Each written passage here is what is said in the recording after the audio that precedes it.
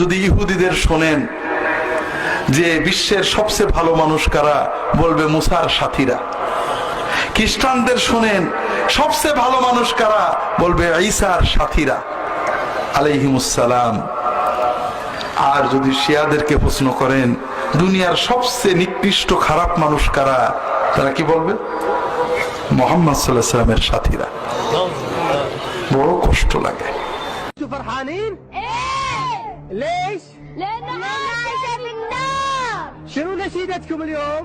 عايشة في النار. عايشة في النار عايشة في النار عايشة في النار عايشة في النار عايشة في النار عايشة في النار عايشة في النار.